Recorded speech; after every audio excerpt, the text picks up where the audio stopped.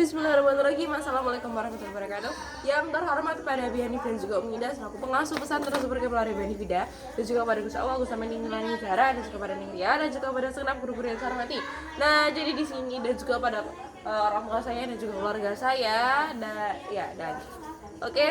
Nah, jadi di sini saya akan menjelaskan tentang zakat budidaya madu dan juga produksi susu. Nah, yang pertama kita akan bahas tentang produksi madu. Budidaya madu. Nah, di istilah bahasa Arab, nah jadi budidaya madu itu istilahnya itu adalah asal. Habis itu kalau madu yang dia itu belum diperas itu ada syahdu. Habis itu yang dia itu masih berupa nektar itu ada rohikul azhar.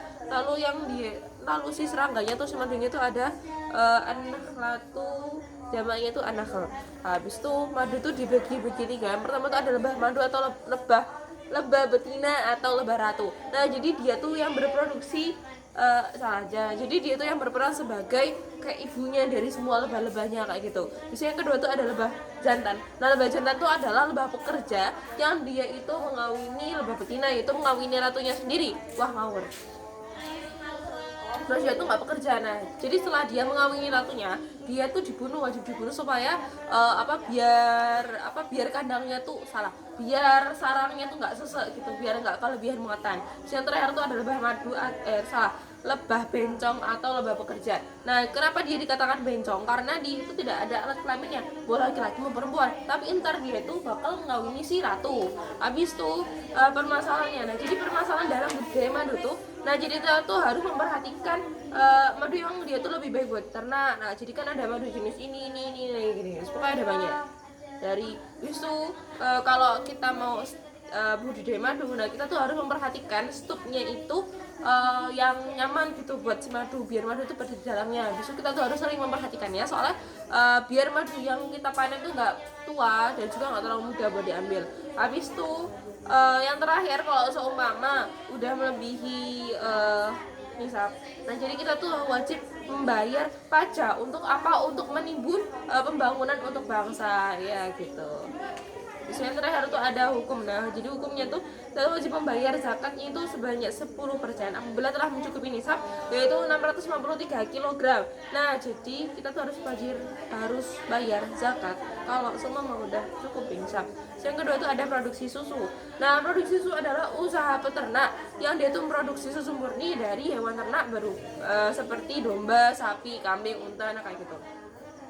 Besok permasalahannya, nah jadi madu itu kan susu itu kan kebutuhan manusia.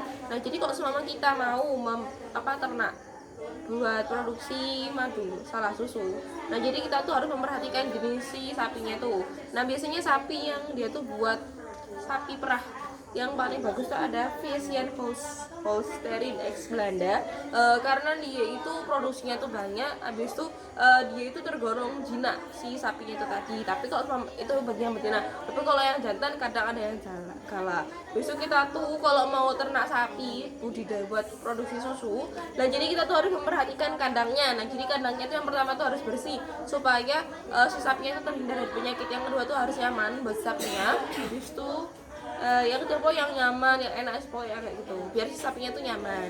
Habis itu yang terakhir tuh karena si produksi susu dia tuh merupakan usaha komersil, maka dia tuh wajib bayar pajak. Habis itu kalau semama yang punya itu adalah orang Islam, nah jadi dia tuh harus membayar zakat. Nah, jadi hukumnya, nah jadi membayar zakat bagi produksi susu itu nggak ada nasnya. Nah, jadi para ulama tuh berbeda-beda pendapat, ada yang mewajibkan, ada pula yang tidak mewajibkan. Nah, habis itu kalau selama pendapat yang dia itu mewajibkan, nah jadi dia itu disamakan dengan zakat yang lain, yaitu 2,5%. Oke, sekian